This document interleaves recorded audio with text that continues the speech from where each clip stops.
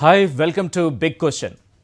RS Praveen Kumar శాంతి భద్రతలను చక్కబెట్టినటువంటి బాధ్యతల నుంచి ఇప్పుడు రాష్ట్రాన్ని చక్కబెడతానంటూ రాజకీయాల్లోకి వచ్చారు. పేదల జీవితాలను చక్కబెడతానంటున్నారు. బహుజనులకు రాజ్యాధికారం సాధిస్తానంటున్నారు. బీఎస్పీ తెలంగాణ అధ్యక్షుడిగా రాష్ట్రంలో ఎలాంటి మార్పు సాధించాలనుకుంటున్నారు. ఆర్ఎస్ ప్రవీణ్ కుమార్ అనగానే ముందుగా గుర్తుకొచ్చేది స్వెరోస్. అసలు ఏంటి కాన్సెప్ట్? స్వెరోస్ స్థాపన వెనుక ఉన్న పొలిటికల్ మోటో ఏంటి? ఆర్ఎస్ ప్రవీణ్ కుమార్ కొత్త పార్టీ పెడతారనుకుంటే ఏనుగు బరువును ఎందుకు భుజానికెత్తుకున్నారు? ఎన్నికల బరిలో సిర్పూజ్ కాగజ్ నగర్నే ఎంచుకోవడం వెనుక వ్యూహం ఏంటి? ఒక బ్యూరోక్రాట్గా కేసీఆర్ పాలనకు ఎన్ని మార్కులు వేస్తారు? ఆర్ఎస్ ప్రవీణ్ కుమార్ ప్రస్తుతం మన స్టూడియోలో ఉన్నారు. నమస్తే సార్. నమస్తే. మన స్టూడియోలో మనతో పాటు జాయిన్ అయ్యారు సాక్షి మేనేజింగ్ ఎడిటర్ నేమాని భాస్కర్ గారు, అలాగే ఇన్పుట్ ఎడిటర్ ఇస్మాయిల్ గారు. ప్రవీణ్ కుమార్ గారు, ఈరోజు తెలంగాణ ఎన్నికల సమయంలో అన్ని పార్టీలు చెబుతున్న మాట ఏంటంటే మార్పు మార్పు మార్పు తీసుకొస్తాం. బహుజనవాదం ఎత్తుకున్నటువంటి మీరు తెలంగాణలో ఎలాంటి మార్పు సాధించాలనుకుంటున్నారు? కొందరి తెలంగాణను అందరి తెలంగాణ చేయాలనుకుంటున్నాను. దొరల తెలంగాణ కాదు, పేద ప్రజల తెలంగాణ చేయాలనుకుంటున్నాను. పేద ప్రజలను నిజంగా పాలకులుగా చేయాలనుకుంటున్నాను. అధికారంలో, అవకాశాల్లో, సంపదలో వాళ్ళకు నిజంగా వాళ్ళ జనాభా నిష్పత్తి ప్రకారం భాగస్వామ్యం ఇవ్వాలనుకుంటున్నాం. తెలంగాణను ఒక కొత్త తెలంగాణగా మారుద్దాం అనుకుంటున్నాం. అంతే తప్ప తెలంగాణను తాగుబోతుల తెలంగాణను, కాంట్రాక్టర్ల తెలంగాణను, కమిషన్ల తెలంగాణను, బినామీల తెలంగాణను మార్చాలని అనుకోవడం లేదు. అలాంటి తెలంగాణ కోసం 1300 మంది ప్రాణాలు కోల్పోలేదు. తెలంగాణ అమరవీరుల త్యాగాలను కళ్ళతో చూసిన వ్యక్తిని నేను. అందుకొరకు ప్రతి క్షణం ప్రతి అడుగు వేసినప్పుడల్లా వాళ్ళు గుర్తుకొస్తూ ఉంటారు. అందుకొరకు నేను వాళ్ళ కళల నిజం చేసే తెలంగాణ తీసుకొస్తా తప్ప ఇంకోటి కాదు. తెలంగాణ ఎవరికి వచ్చింది? లాస్ట్ దొరలపాలైంది. మాకు ఏమున్నది తెలంగాణలో? మళ్ళీ అవే కంట్రోల్ రుయము, మళ్ళీ అదే బతుకమ్మ చీరలు, మళ్ళీ అదే 2000 రూపాయల పింఛను. దానికోసమే ఈరోజు దొరలందరూ కూడా ఆడుకుంటున్నారు తెలంగాణలో ప్రజలతో. తెలంగాణలో ప్రతి చోట కూడా అయిపోయి మళ్ళీ గడీలు. ఒకప్పుడు దొరలు వదిలిపెట్టిపోయిన గడీలు ఇప్పుడు వచ్చి చక్కగా రిపేర్ చేసుకొని, సున్నాలు వేసుకొని, దాని మీద కరెంటు తీగలు పెట్టుకొని, దాని మీద పోలీసు బందోబస్తు పెట్టుకొని మళ్ళీ ప్రజలను ఈరోజు అణిచివేసే ప్రయత్నం చేస్తున్నారు. ఎక్కడ పోయిందండి బాంచన్ కాల్ముక్త కల్చర్? తెలంగాణలో బాంచన్ కాల్ముక్త పరిస్థితి సజీవంగా ఉన్నది. దురదృష్టం, తెలంగాణ ప్రజల దురదృష్టం అది. సో కానీ ఇది వాస్తవం ఉంది. బానిసత్వం. ఆర్ఎస్ ప్రవీణ్ కుమార్ బహుజన సమాజ్ పార్టీ రాష్ట్ర అధ్యక్షుడిగా ఉన్నారు. ఎంత మేరకు కృషి చేయగలరు ఈ బాంచన్ అనేటువంటి పదాన్ని తొలగించే దానికోసమని? ఇప్పుడున్న శక్తి ఆయనకి సరిపోతుందా? ఎన్ని ఏళ్ళు పడుతుంది దీన్ని, ఈ పదాన్ని నిర్మూలించేదానికి? చాలా మంచి ప్రశ్న, ధన్యవాదాలు అడిగినందుకు. రాజ్యాధికారం వస్తే ఒక్కరోజులో పోతాయి ఇవన్నీ. రాజ్యాధికారం రాకనే నిజమైన రాజ్యాధికారం, మా ఉట్టుటి రాజ్యాధికారం కాదు, నిజమైన రాజ్యాధికారం. ఎన్ని రోజులు అనేది దీనికి ఇదే ఉండదు. మనం ఎంత బాగా పనిచేస్తే అంత తొందరగా వస్తుంది. మనం ఏదో ముసలో పోసినట్టుగా, గుడ్డెద్దు చెల్లబడ్డట్టుగా పోరాటం చేస్తే కాదు. ఒక స్పష్టమైన ప్రణాళికతో అన్ని వర్గాలను కలుపుకుంటూ, ఆ వర్గాలకు మనం రాజ్యాధికారంలో ఉంటే, ఆ అధికార పీఠ మన చేతిలో ఉంటే, రాజదండ మన చేతిలో ఉంటే మనకు ఏ విధంగా న్యాయం జరుగుద్ది అనేది చెప్తే, రేపు మీరు అన్నారుగా బాగా చదువుకుంటున్నారని, చదువుకున్న వాళ్ళు రేపు వాళ్ళ కాళ్ళ మీద వాళ్ళు నిలబడగలిగినప్పుడు, వాళ్ళ సంపదను వాళ్ళే సృష్టించుకోగలిగినప్పుడు, దానికి అధికారం, రాజకీయ అధికారం తోడైనప్పుడు. ఇప్పుడున్న పరిస్థితుల్లో ఈ ఎన్నికల్లో బహుజన సమాజ్ పార్టీ రాజ్యాధికారం సాధించలేదు అని ఎవరన్నారు? పార్టీ 119 సీట్లు. మీరు ఎన్ని సీట్లు గెలుస్తారు? మీరు పోటీ చేస్తున్నారు. మేము డబుల్ డిజిట్లో వస్తాం. డబుల్ జిట్ ద్వారా రాజ్యాధికారం సాధ్యం అవుతుందా? పాలసీ డెసిషన్స్ కానీ పాలసీ మేకర్గా మీరు ఉండలేరు కదా? ఎందుకు ఉండలేము? మధు కూడా ఒక్క ఎమ్మెల్యే ఉండి కూడా సీఎం అయ్యాడు. ఉదాహరణకు చెప్తాను. అట్లా అవుతుందని అంటలేను, అవ్వకూడదని అంటలేను. సో రాజకీయంలో స్వతంత్రంగా తమ కాళ్ళ మీద తల నిలబడి, తమ ప్రయోజనాలు, తమను ఏ వర్గాలైతే ఈరోజు రాజకీయంలోకి పంపించారో ఆ వర్గాల ప్రయోజనాల కోసం మొండిగా నిలబడితే తప్పకుండా అధికారం మన కైవసం అవుతుంది. అంటే జార్ఖండ్ లాంటి రాజకీయ పరిస్థితులు తెలంగాణలో ఎన్నికల తర్వాత ఉత్పన్నమవుతాయి అనేటువంటిది మీ అంచనానా?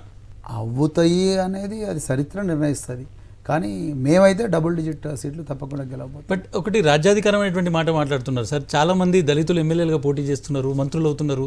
రాజ్యాధికారం అనేటువంటిది ఏంటంటే ఒక ముఖ్యమంత్రి అయితేనే రాజ్యాధికారమా సార్? కాదు, నేను అనలేదుగా ఆ మాట. నేను ఏమంటున్నా అంటే మీకు నీ స్వతంత్రంగా నిర్ణయాలు తీసుకునే స్వేచ్ఛ, అధికారం ఉండాలి కదా.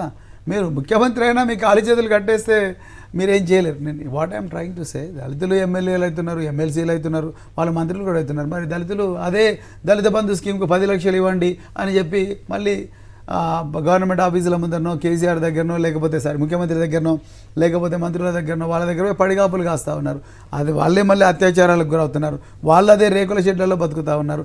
అదే వాళ్ళే ఊరికి దూరంగా విసిరిపోయబడుతున్నారు. వాళ్ళే అడ్డా కూలీలుగా హమాలీ అడ్డాల్లో అడ్డా కూలీలుగా మారుతూ ఉన్నారు. మీ పార్టీ జాతీయ అధ్యక్షురాలే 4 సార్లు ముఖ్యమంత్రిగా ఉత్తరప్రదేశ్ రాష్ట్రాన్ని పరిపాలించారు. అక్కడ సాధ్యమైందా? సాధ్యమైంది. అయ్యో చాలా గొప్పగా చేసింది. ఆమె ఎక్కడో మూలకు పడ్డ ఐఏఎస్ ఐపీఎస్ అధికారులను తర్వాత సివిల్ సర్వెంట్స్ అందరినీ కూడా అణచివేతకు గురైన వాళ్ళందరినీ కూడా తీసుకొచ్చి ఆమెకు గొప్ప గొప్ప పోస్టింగ్ ఇచ్చింది. First point. సెకండ్ పాయింట్ 7 లక్షల ఎకరాల భూమి పంచింది, ప్రభుత్వ భూమి. మూడవది అందరికీ సాధ్యమైనంత వరకు తనకు ఇల్లు కట్టించింది. తర్వాత 12 లక్షల ఉద్యోగాలు ఇచ్చింది. మహిళలకు మీద విపరీతమైన దాడులు జరిగేవి ఒకప్పుడు. ఆమె వచ్చిన తర్వాత మహిళల మీద అత్యాచారం చేసిన వాళ్ళందరూ కూడా జైల్లోకి పంపించింది, లేకపోతే వాళ్ళు దేశం విడిచి వెళ్ళిపోయేలా చేసింది. అదేవిధంగా ఏ సంస్కృతి అయితే ఏ సామాజిక న్యాయం కోసం పోరాడిన యోధులందరికీ కూడా ఒక స్మృతి వనాలు నిర్మించింది. తర్వాత గొప్ప గొప్ప యూనివర్సిటీలు పెట్టింది, హాస్పిటల్స్ పెట్టింది, మెడికల్ కాలేజ్ పెట్టింది. అవన్నీ కూడా అధికారం ఉంటేనే సాధ్యమైందిగా. అంటే ఉత్తరప్రదేశ్లో మార్పు, స్పష్టమైన మార్పు కనిపించిందండి. ఒక తరం 2-3 తరాలు మారినాయి ఆమె వల్ల. అట్లాంటి అధికారం, సంపూర్ణమైన అధికారం రావాలి.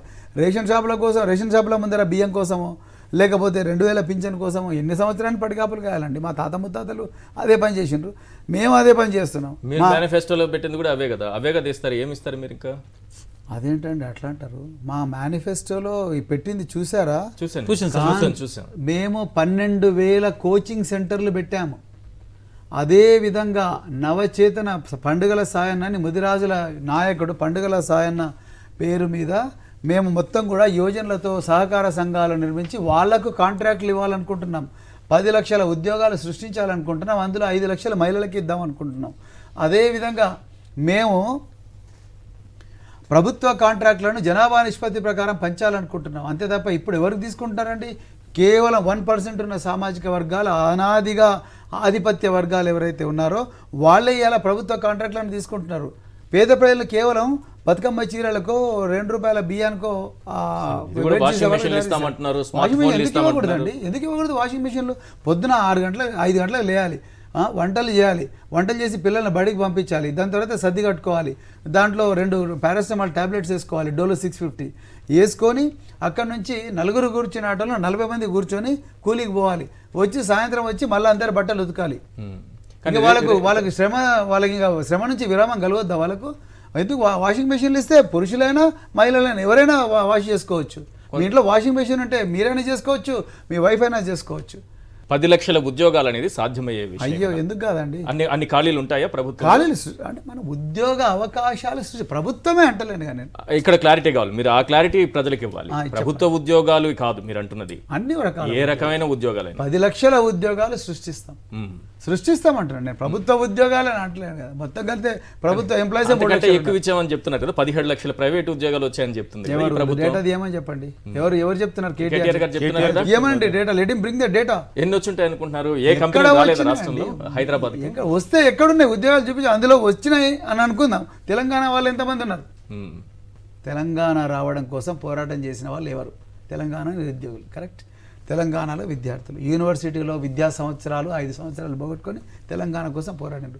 ఎంతమంది తెలంగాణ బిడ్డలకు ఈ కేటీఆర్ గారు ఉద్యోగాలు చూపించిండు? ఎన్ని కంపెనీలు వచ్చినా ప్రతిసారి కంపెనీతో ఒప్పందం అని అమెరికా నుంచి ఒకసారి, డల్లస్ నుంచి ఒకసారి, షికాగో నుంచి ఒకసారి, ఈ వాషింగ్టన్ డీసీ నుంచి ఒకసారి, ప్లెజర్ ట్రిప్ పోయినప్పుడల్లా 4 ఫోటోలు రిలీజ్ చేస్తున్నాడు. ఇక్కడికి వస్తున్నాడు. ఎన్ని కంపెనీలు వచ్చినాయి, ఎన్ని ఉద్యోగాలు సృష్టించినా ఆ కంపెనీల లొకేషన్ ఏంది చూపించామని చెప్పండి. అందులో తెలంగాణ వాళ్ళు ఎంతమంది అది కూడా చూపించామని చెప్పండి. ఎంతమంది తెలంగాణ బిడ్డలు సీఈఓలుగా ఉన్నారు అది కూడా చూపించామని చెప్పండి. సిఎఫ్ఓలు ఎంతమంది ఉన్నారు, సిటీఓలు ఎంతమంది చూపించామని చెప్పండి. కేటీఆర్ గారిని బీఎస్పీ అధికారంలోకి వచ్చినా లేకపోతే మీరు ముఖ్యమంత్రి అయినా మీ పార్టీ వచ్చిన తర్వాత అంతా సీఈఓలు లేకపోతే బరాబర్ చేస్తాం బ్రదర్, బరాబర్ చేస్తాం. ఎందుకు చేయకూడదండి? మనం వస్తున్నాం, పెద్ద పెద్ద ఫ్లైఓవర్లు కట్టిండ్రు, Durgam Cheruvu, cable bridge, right left, Inorbit mall, ఎన్నో కంపెనీలు, వాళ్ళ పేర్లు కూడా చెప్పలేము. అన్ని కంపెనీల్లో ఒక్కరన్నా పేద వర్గాలకు చెందిన వాళ్ళు ఉండరా? లేరు. వాళ్ళు అసలు ఓనర్షిప్ లేదు. హైదరాబాద్లో ఒక సెక్షను ఈ హైదరాబాద్ నాది కాదనుకుంటున్నారు. సో అలాంటి పరిస్థితి ఎందుకు వచ్చింది అంటే మేమేమంటున్నామంటే, మీరు అన్నది అదే చాలా మంచి ప్రశ్న ఇస్తారు మీరు. ఈ సంపదలో భాగస్వామ్యం కానంత వరకు, వీళ్ళు లబ్ధిదారులుగా మాత్రమే ఉన్నంత వరకు, ఈ రాష్ట్రం మారదు, ఈ దేశం మారదు. రైట్. ప్రవీణ్ కుమార్ గారు ఒక నిఖార్స్ అయినటువంటి పొలిటీషియన్ లాగా మీరు పూర్తిగా రూపాంతరం చెందిలో ఒక ఆఫీసర్ నుంచి ఇక్కడికి ఇదంతా ముందు నుంచి చాలా ప్లాన్ ధన్యవాదాలు. I take it as a compliment. Right, ఇదంతా ముందు నుంచి ప్లాన్ చేసుకున్నారు. ఒక ఐపీఎస్ తర్వాత ఒక టీచర్ లాగా, ఆ తర్వాత ఇప్పుడు పొలిటీషియన్, అంటే ఒక స్టెప్ బై స్టెప్ మొత్తం దీన్ని ఒక కన్స్ట్రక్టివ్ మ్యానర్లో ప్లాన్ చేసుకున్నారా? తప్పండి, నేను నిజంగా ఇట్లా అనుకోలే.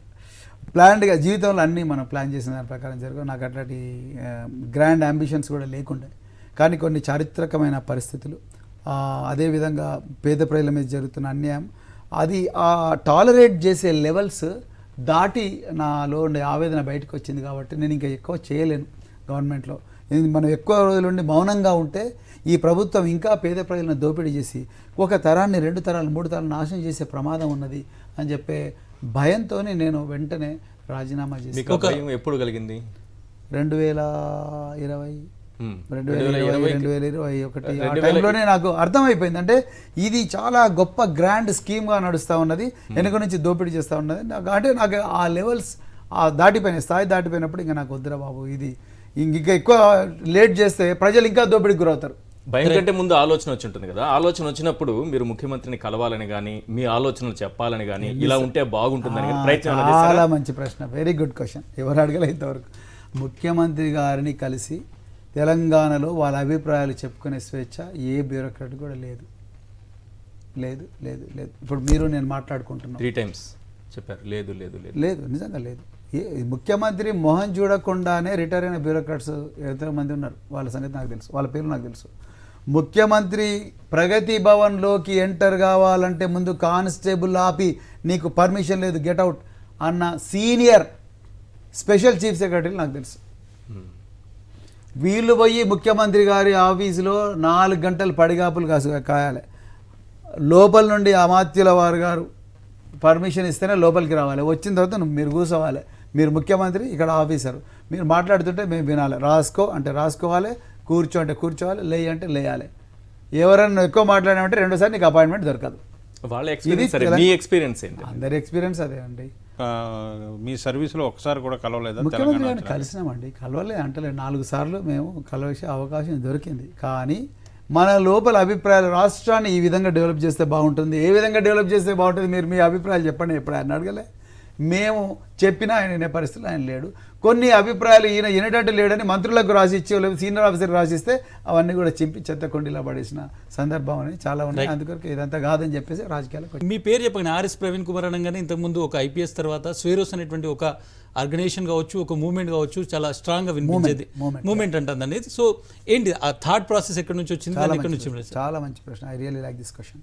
పేద ప్రజలు నిజంగా ఎట్లా మారుతారంటే నిన్ను నువ్వు ఏ విధంగా చూసుకుంటావు అనే దాని మీదనే నీ అభివృద్ధి అనేది, నీ ప్రగతి, నీ డెస్టినీ అనేది ఆధారపడి ఉంటుందని వారు చెప్పారు. సో నేను అక్కడలో నా గ్రాడ్యుయేషన్, నా కాన్వకేషన్ అయిపోయిన వెంటనే 1 గంట కూడా వేస్ట్ చేయలేదు.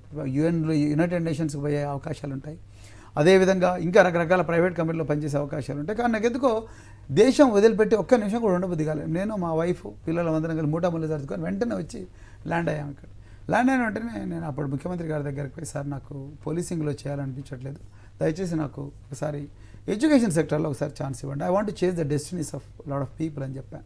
చెప్తే ఆయన వెంటనే ఒకసారి కన్ఫ్యూజ్ అయ్యారు, మొత్తం ఇచ్చారండి. ఆయన ఇచ్చిన తర్వాత నేను మొట్టమొదటి చేసిన పని దళిత అనే పదాన్ని నిషేధించా, బడుగు అనే పదాన్ని నిషేధించా, బలహీన అనే పదాన్ని నిషేధించా, నిమ్న అనే పదాన్ని నిషేధించా. ఇవన్నీ మనకు తెలియకుండానే మన లోపల మనకు పవర్ లేదు. అణగారిన అనే పదాన్ని నిషేధించా, వెనుకబడిన అనే పదాన్ని నిషేధించా. వెనుకబడిన ఏంటి, డ్రాప్అవుట్ ఏంటి, వెనుకబడిన ఏంటి, ఇవన్నీ ప్రజలను వాళ్ళకి తెలియకుండానే వాళ్ళని బానిసలుగా చేసే భావజాలం. ఆ భావజాలాన్ని తీసేసి స్వేరో అనే ఒక కొత్త పదాన్ని పెట్టాయి. స్వేరో అంటే ఏంటి, నేనేదో కళలో వచ్చి పెట్టింది కాదు, లేకపోతే నేనేదో ఆకాశంలో అడవిలో పోయి ఏమంటారు మెడిటేషన్ చేస్తుంటే సడన్గా వచ్చేది కాదు. 10 మంది అధికారులతో సామాజిక ఉద్యమకారులతో మాట్లాడి స్వేరో అంటే ఏంటి, స్టేట్ వెల్ఫేర్. ఏరో అంటే ఏంటి, ఆకాశమే హద్దుగా, గాలిలో ఆకాశంలో విమానాలు ఏ విధంగా తిరుగుతాయి, ఆకాశమే హద్దుగా పోయే ఒక కొత్త ఐడెంటిటీ ఇవ్వాలనుకున్నాను. ఇచ్చి వాళ్ళకు 10 కమాండ్మెంట్స్ ఇచ్చాం. I'm not inferior to anyone, I shall be the leader wherever I am, I shall do what I love and be different, I shall always think big and aim high, I shall never blame others for my failures, I shall be honest, hard working and punctual, then I shall neither beg not cheat, I shall repay what I borrow, I shall never fear the unknown, I shall never give up. So అంటే నేను మొదలుపెట్టిన ఏ పనిని కూడా నేను వదిలేయను, నేను ఎవరిని మోసగించను, నేను బిచ్చం ఎత్తను. సో ఇవన్నీ కూడా చెప్తూ పిల్లల్ని ఒక తరాన్ని ట్రైన్ చేయాలనుకున్నాం, చేశాం. సో లక్కీగా వాళ్ళందరూ కూడా ఇవాళ వాళ్ళ కాళ్ళ మీద వాళ్ళు నిలబడ్డారు. వాళ్ళు దొంగలు కాలేదు, వాళ్ళు సమాజానికి భారం కాలేదు, వాళ్ళ తల్లిదండ్రులకు భారం కాలేదు. వాళ్ళ కాళ్ళ మీద వాళ్ళు నిలబడి చక్కగా ఇవాళ ఎవరెస్ట్ శిఖరం, అత్యంత చిన్న వయసులో ఎవరెస్ట్ శిఖరం ఎక్కిన మీ సాక్షి టీవీ కూడా వాళ్ళు సత్కరించింది. పూర్ణ వాళ్ళ మీద సినిమా వచ్చింది. ఎక్కడో అడవుల్లో పుట్టిన బిడ్డల మీద సినిమాలు కూడా వచ్చినాయంటే మీరు చూడండి. సో ఈరోజు ఆ అమ్మాయి ఒక ఇన్ఫ్లుయెన్సర్, గొప్ప మోటివేషనల్ స్పీకర్. సో అదేవిధంగా ఆనంద్ ఒక అడ్వెంచర్ అకాడమీ నడుపుతా ఉన్నాడు. సో అంటే ఎక్కడో అంటే ఐడెంటిటీ అనేది మనం రీడిఫైన్ చేసుకుంటే మన లోపల మనకు తెలియకుండా నాకు శక్తి వస్తుంది. కానీ అదే స్వీరో మూమెంట్. కానీ ఆర్ఎస్ కుమార్ ఒక పొలిటికల్ అంబిషన్కి దీని ఒక వింగ్ లాగా తయారు చేసిన అనేటువంటి ఒక విమర్శ కూడా ఉంది సార్. లేదండి, లేదు ఇస్మాయిల్ గారు, అంటే నాకు నిజంగా వాళ్ళని అట్లా వాడుకోవాలని కూడా లేదు. నాకు అది చేస్తే నాకు వేరే వాళ్ళకి తేడా ఉండదు. నేను వాళ్ళని వాడుకొని వాళ్ళని నమ్ముకొని నేను రాజకీయాల్లోకి రాలేదండి. నేను రాజకీయాల్లోకి వస్తే నాతో పాటు స్వేరోలు వచ్చారు, ఇంకా చాలామంది కూడా వచ్చారు. ఆ చదువుకునే పిల్లలను, ఎదిగే పిల్లలను నేను రాజకీయాల్లోకి వాడుకోవట్లేదు. నేను ఏం చెప్తున్నా అంటే మీరు ఇంకా ఇంతకన్నా గొప్పగా డెవలప్ కావాలంటే మన చేతిలో రాజకీయ అధికారం ఉండాలి. రాజకీయ అధికారం ఉంటేనే మనం ప్రగతి సాధించగలం. అందుకు లేకపోతే మాత్రం మనం అడుక్కునే జాతిగానే మిగిలిపోతాం అనేది నేను అన్ని వర్గాలకు చెప్తున్నా, కేవలం ఒక ఎస్సీలకే కాదు. ఒక్కటి అడుగుతాను సార్, మీరు ఐపీఎస్ వదిలేసి పొలిటికల్ ఎంట్రీ అవుతున్నటువంటి సమయంలో ఆర్ఎస్ ప్రవీణ్ కుమార్ యాంటీ హిందూ అనేటువంటి ఒక చర్చ లేకుంటే ఒక మూమెంట్ మీకు అగెన్స్ట్గా జరిగింది. అంటే దాని గురించి ప్రవీణ్ కుమార్ యాంటీ హిందూ అనే మూమెంట్ చేసిన సంస్థ బీజేపీ అండ్ ఆర్ఎస్ఎస్. ఎందుకు చేశారు అంటే ఈరోజు నేను ఎవరిని చదివిస్తున్నాను? అనాదిగా ఈ సమాజంలో అణచివేయబడ్డ వర్గాలు, వేదనకు గురైన వర్గాలు, పీడనకు గురైన వర్గాలు, వెలివేతకు గురైన వర్గాలు, తర్వాత వెనకకు నెట్టివేయబడ్డ వర్గాలు, వాళ్ళందరినీ నేను చదివిస్తున్నా. ఇంగ్లీష్ మీడియంలో చదివించాను.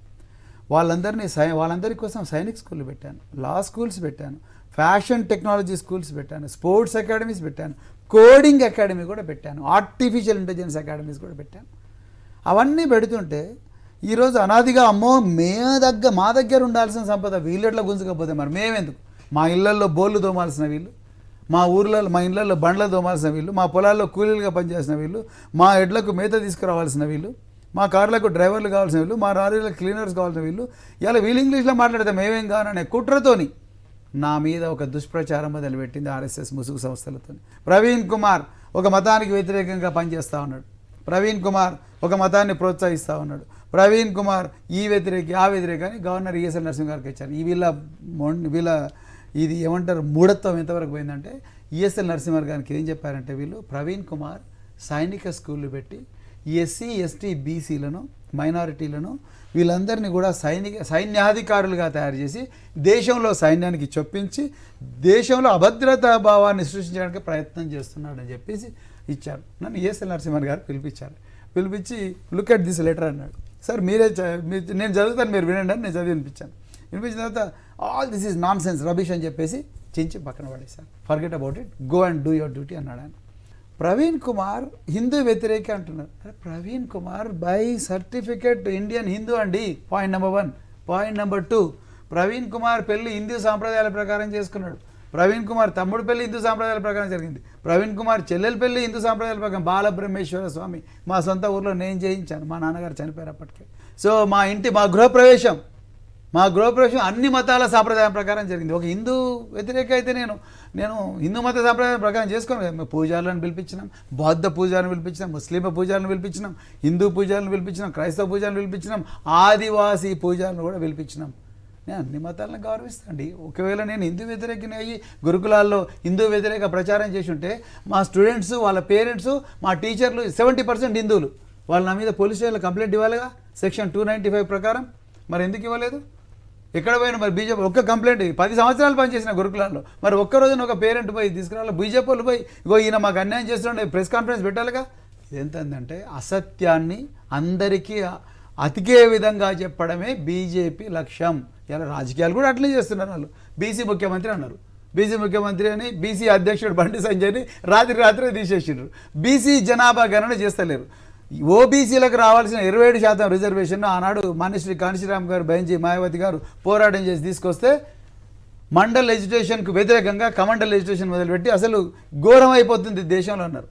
బీసీలకు అడుగడుగున అన్యాయం చేస్తున్నది ఈరోజు భారతీయ highest జనతా అదే బీసీలకు ఇచ్చారు భారతీయ కదా సార్? జనతా పార్టీకి మీ పార్టీ అధినేత చాలా సన్నిహితంగా ఉంటారు, బాగా మద్దతు ఇస్తూ మళ్ళీ ఉంటారు. ఇదే ప్రశ్న. సందర్భం వచ్చినప్పుడల్లా భారతీయ జనతా పార్టీకి అనుకూలంగా పార్లమెంట్లో కానీ ఇతరత్ర అంశాల్లో కానీ ఆవిడ మద్దతు ఇస్తుంటారు. ఎక్కడ ఇవ్వలేదండి, నేను చెప్తాను, ఎక్కడ ఇవ్వలేదు. నిజానికి చరిత్రలో మీరు చూస్తే కాంగ్రెస్ పార్టీకే బహుజన్ సమాజ్ పార్టీ చాలా చోట్ల అనిపిస్తుంది. కర్ణాటకలో కాంగ్రెస్ పార్టీ సంకీర్ణ ప్రభుత్వానికి బహుజన్ సమాజ్ పార్టీ ఏర్పాటు చేసింది.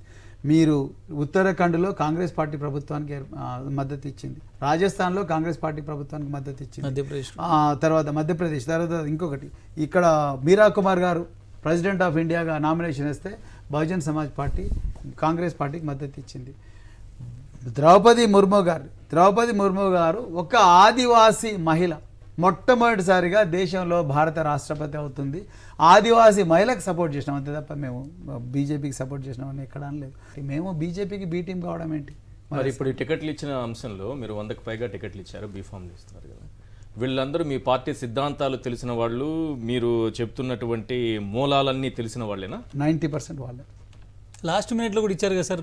లాస్ట్ లాస్ట్ మినిట్లో మిగతా పార్టీలో అన్యాయానికి దోపిడీకి గురైన వాళ్ళు మా దగ్గరకు వచ్చి దయచేసి మాకు ఒక ఆపర్చునిటీ ఇవ్వాలంటే ఇప్పుడైనా తప్పు తెలుసుకున్నారు, దోపిడీ పార్టీల నుంచి బందీకానా నుంచి విముక్తి వచ్చింది కాబట్టి వాళ్ళకి ఇచ్చాము. 2004 ఎన్నికల దగ్గర నుంచి ఒకసారి పరిశీలించినట్లయితే Bahujan Samaj party be form తోటి కాంగ్రెస్ పార్టీలో ఉండే రెబల్స్ కావచ్చు, వాళ్ళు గెలిచినటువంటి సందర్భాలు ప్రతి ఎన్నికలు 2004 కానీ 2009 కానీ తర్వాత 2014 కానీ ఇప్పుడు మీరు పోటీ చేస్తున్నటువంటి ప్రత్యర్థి అభ్యర్థి కూడా గతంలో ఇట్లాగే గెలిచినటువంటి అంటే మార్కెట్లో ఈజీగా దొరికేటువంటిది డబ్బులు బీ ఫారం ఈజీగా ఫాస్ట్గా తెచ్చుకుంటారని అంటే అలాంటి నేను ఉదాహరణ చెప్పిన 2004 చూశాను, 2009 చూశాను, 2014 చూశాను.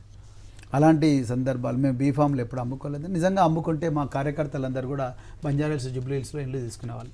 మా ఆఫీసు తెలంగాణ భవన్ లాగానో, గాంధీ భవన్ లాగానో, లేకపోతే బీజేపీ వాళ్ళ భవన్ లాగానో, ఎక్సైజ్ ఆఫీస్ పక్కనే బీజేపీ వాళ్ళు నాంపల్లి కట్టుకున్నారు పెద్ద స్టార్ హోటల్ లాగా, అలాంటి భవన్ లాగానే ఉండేది మా ఆఫీస్. ఇప్పటికీ చిన్న పాడుబడ్డ బంగ్లా లాగా ఉంటుంది. సో కానీ వీళ్ళందరూ మీ బీ ఫారంతో పోటీ చేసిన మాట వాస్తవం. వాళ్ళు అందరూ కాదు, కొంతమంది పోటీ చేశారు, కొంతమంది గెలిచారు. మీరు అన్నట్టుగా మళ్ళీ ఐక్యరెడ్డి గారు గెలిచారు, కోనప్ప గారు గెలిచారు. సో వాళ్ళు గెలిచిండు, కానీ నేను కాదంటలేను. కానీ ప్రతి పార్టీ కొంతమందికి అలాంటి మిగతా పార్టీ రిజెక్ట్ అయిన వాళ్ళకి ఇస్తారు, గెలుపు గుర్రాలు కావాలనుకున్నట్టు కాబట్టి ఇస్తారు. అట్లాంటి మా పార్టీ కోసం అంకిత భావంతో పనిచేసిన వాళ్ళు ఎవరిని వదులుకోలేదు. ఈసారి అయితే 80% 80 to 90% మా వాళ్ళకే ఇచ్చాం. ముఖ్యంగా పేదవాళ్ళు, బడుగులు, బలహీన వర్గాలు ఇంగ్లీష్ మీడియం చదువుకోవద్దు అనేటువంటి ఒక ఒపీనియన్ కొందరిలో ఉంది అని అంటుంటారు. ఇంగ్లీష్ మీడియం అనేటువంటిది ఏ విధంగా ఎంకరేజ్ చేస్తుంది, అంటే పిల్లల్ని ఏ విధంగా ఈ మొత్తం మనం ఈ పరుగు పందెంలో వాళ్ళని ఎట్లా ప్రిపేర్ చేస్తుంది, ఏంటిది ఉపయోగం? చాలా మంచి ప్రశ్న. ఈ ప్రపంచంలో 21st సెంచరీలో ఇది గ్లోబలైజ్డ్ వరల్డ్లో ఆపర్చునిటీస్ అన్నీ మల్టీలింగ్వల్ స్కిల్స్ ఉన్న వాళ్ళకే వస్తాయి. సో మీరు తెలుగు మీడియం తప్పని కాదు, అది మాతృభాష నేర్చుకోవాల్సిందే, దాంట్లో నాకు ఎక్కడ అనుమానం లేదు. కానీ ఇంగ్లీష్ మీడియం నేర్చుకోకపోతే ఆర్ హిందీలో నేర్చుకోకపోతే మీకు విశాలమైన ప్రపంచం ఇచ్చే అవకాశాలను కూడా మీరు కోల్పోతారు. ఇవాళ all competitive examinations are in English. So అదేవిధంగా యూనివర్సిటీ ఎడ్యుకేషన్ అంతా కూడా ఇంగ్లీష్లో ఉంది. రేపు వెస్ట్రన్ కంట్రీస్కో లేకపోతే ఇంకా ఏదైనా వేరే కంట్రీస్కో పోయి మీరు పనిచేయాలంటే, మీరు మీ మాతృభాషలో చదివి వేరే కంట్రీస్లో పనిచేయాలంటే you have a handicap of language. So language అనేది ఇట్స్ చాలా ఇంపార్టెంట్ స్కిల్ అది. సో ఇంగ్లీష్ మీడియంలో నేర్చుకుంటే తప్పే ఉంది. అలా అనాదిగా సంపద దోచుకుంటున్న వర్గాలు వాళ్ళ పిల్లలందరూ కూడా ఇంగ్లీష్ మీడియం చదువుతారు. సంపదకు దూరం ఉన్న వర్గాలందరూ కూడా మాతృభాష అని చెప్పి వాళ్ళని తెలుగు మీడియం పరిమితం చేశారు. అది కూడా చక్కగా చెప్పలేదు. ఇదే అంశం మీద ఆంధ్రప్రదేశ్ ప్రభుత్వం ఇంగ్లీష్ మీడియం ప్రవేశపెట్టినటువంటి సందర్భంలో ఇదే అంశం మీద పోరాటం జరుగుతూ ఉంది. కోర్టుల దాకా వెళ్ళినటువంటి పరిస్థితి. పేద వర్గాలు, బడుగు బలహీన వర్గాలు అనేటువంటి పదం దగ్గరే వచ్చినటువంటి పరిస్థితి ఉంది. అక్కడ ఇంగ్లీష్ మీడియం వద్దు, అది చాలా అనాగరికమైన ఆలోచన. ఇంగ్లీష్ మీడియం వద్దు అనడం అనేది అనాగరికమైన ఆలోచన. ఆంధ్రప్రదేశ్ ప్రభుత్వం ఇంగ్లీష్ మీడియం పెట్టి చాలా మంచి పని చేసిందండి. అది అంటే అవకాశాలను, జ్ఞానాన్ని బహుజనీకరించింది, ప్రజాస్వామీకరించింది ఆ డెసిషన్ అనేది. సో ఇంగ్లీష్ మీడియంలో ఎందుకు చదవకూడదండి? ఎందుకు ఏమంటారు అగ్రవర్ణాల పిల్లలు లేకపోతే ఆధిపత్య వర్గాల పిల్లలే ఇంగ్లీష్లో చదవాలా? వీళ్ళు చదవకూడదా? పేదవాళ్ళు, కూలీల పిల్లలు చదవకూడదా? వాళ్ళు రేపు పొద్దున విదేశాలకు పోకూడదా? వాళ్ళు కంపెనీలకు సీఓలు కాకూడదా? వాళ్ళు కంపెనీలకు సిటీఓలు కాకూడదా? వాళ్ళు కోడింగ్ నేర్చుకోకూడదా? మేము ఇంకో స్టెప్ ముందరికి పోయాం. ఇంగ్లీషే కాదు, కోడింగ్ స్కిల్స్ కూడా నేర్పించాలి. కోడింగ్ స్కిల్ వల్ల వాళ్ళు రేపు పొద్దున లాజికల్ థింకింగ్ వస్తుంది, లాటరల్ థింకింగ్ వస్తుంది. దానివల్ల రేపు ఆవిష్కరణలు చేస్తారు, ఇన్నోవేటర్స్ అవుతారు. ఎందుకు పేద పిల్లలు కాకూడదండి? వాళ్ళు ఎంతసేపు ఆటోలు తోలుకుంటున్నా కూర్చోవాలన్నా? తల్లి కుటుంబం మళ్ళీ కూలీన పుట్టాలన్నా? ఎన్ని రోజులు చేయాలి ఈ పని, ఎన్ని తరాలు చేయాలి? సో అందుకొరకే English is a very important language. It gives status. కానీ కాన్ఫిడెన్స్. చంద్రబాబు నాయుడు లాంటి సీనియర్ లీడరు, ముఖ్యమంత్రిగా చేసిన వ్యక్తి తెలుగు భాషకు ద్రోహం చేస్తున్నారు ఇంగ్లీష్ మీడియం నేర్పించి ఈ పిల్లలకి అందరికీ అని ఒక పాయింట్. ఇంగ్లీష్ మీడియంలో చదువుకున్న వాళ్ళు మొద్దబ్బాయిలు అవుతారని ఇంటింటికి పోయి చెప్తున్నారు. ఆయన అయితే మీ పిల్లలు ముద్దబ్బాయిలు నాకు తెలియదండి, చెప్పారు. అది ఉంది, అది ప్రూఫ్ ఉంది, ఆయన చెప్తున్నారు. కానీ ఈ ఒక సీనియర్ లీడర్, ఒక ముఖ్యమంత్రిగా పనిచేసిన వ్యక్తి, ముఖ్యమంత్రిగా చేసిన ఈ రకమైన ప్రచారం చేయడాన్ని ఎలా చూస్తారు? ఆంధ్రప్రదేశ్లో ఏం జరుగుతుందని నేను చెప్పను, కానీ ఇంగ్లీష్ మీడియంలో బోధన జరగాలి అనే నిర్ణయం మాత్రం నేను స్వాగతిస్తాను. ఎందుకంటే నేను చెప్తాను, నేను ఆ వర్గాల నుంచి వచ్చిన బిడ్డగా తర్వాత ఆ ఇంగ్లీష్ మీడియం ఎడ్యుకేషన్ వల్ల లేకపోవడం వల్ల ఇబ్బంది పడ్డ బిడ్డగా, తర్వాత యూనివర్సిటీ ఎడ్యుకేషన్లో చాలా స్ట్రగుల్ అయిన బిడ్డగా, ఒక విద్యార్థిగా. సో రాజకీయాలు పక్కన పెడితే అన్ని పార్టీలు కూడా మాతృభాషతో పాటు ఇంగ్లీషు బోధన కూడా ప్రమోట్ చేయాలంటే చాలా ఇంపార్టెంట్ డెసిషన్. దీనిలో రాజకీయాలు రానివద్దండి. రైట్. ఇంకొక విషయం సార్, మీరు అంటే ఇన్ ద సెన్స్ బహుజనవాదాన్ని ఎత్తుకున్నారు, దళితవాదాన్ని బాగా సపోర్ట్ చేస్తారు. ఎందుకు తెలంగాణలో దళితులందరినీ ఏకం చేయలేకపోయినారు? అంటే ఒక ఫోర్స్ క్రియేట్ చేయలేకపోయినారు.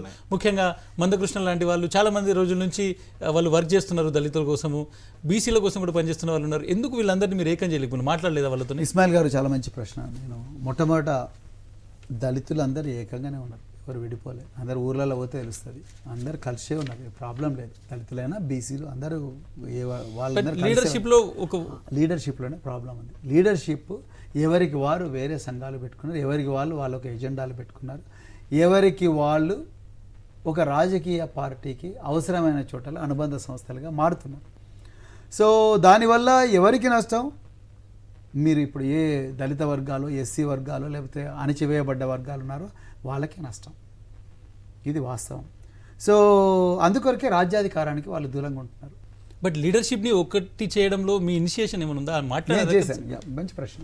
మందకృష్ణ గారిని కలిశాను, తర్వాత మిగతా వాళ్ళందరినీ నాయకులను కలిశాను, ఆర్ కృష్ణ గారిని కలిశాను, ఇంకా చాలామంది పెద్దలను కలిశాను. కానీ వాళ్ళు మళ్ళీ రకరకాల ఎజెండాలతో వాళ్ళు పోయారు. సో అందుకొరకే నేను వీళ్ళందరినీ కలిసి నా టైం వేస్ట్ చేసుకోవడం కన్నా కూడా, అంటే నా టైం వేస్ట్ అంటే నా శ్రమ వృధా చేసుకోవడం కన్నా, నేను ప్రజల దగ్గరికి వెళ్ళి ప్రజలకు బహుజనవాదం దాని ఫలాలు, ఉత్తరప్రదేశ్లో బహుజనవాదం ఏ విధంగా గొప్ప గొప్ప పనులు చేసింది, అదే పని మనం తెలంగాణలో ఎందుకు చేయకూడదు? తెలంగాణలో ఒక చారిత్రక అవసరం బహుజనం. ఫైనల్గా ఒకటి, బీజేపీకి మద్దతు ఇస్తున్నట్టు బాహటంగా మందకృష్ణ మాదిగ చెప్పారు.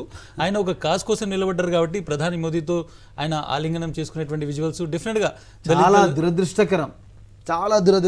నిజంగా నాకు చాలా బాధ అనిపించింది ఆ విజువల్స్ చూస్తే. 20% ఉండే పాపులేషన్కు ప్రతినిధి అని చెప్పుకుంటున్న ఒక నాయకుడు మందకృష్ణ గారు, వారంటే నాకు చాలా గౌరవం ఉంది. ఎందుకంటే 40 సంవత్సరాల నుంచి పోరాడుతున్నాడు పాపం వర్గీకరణ గురించి.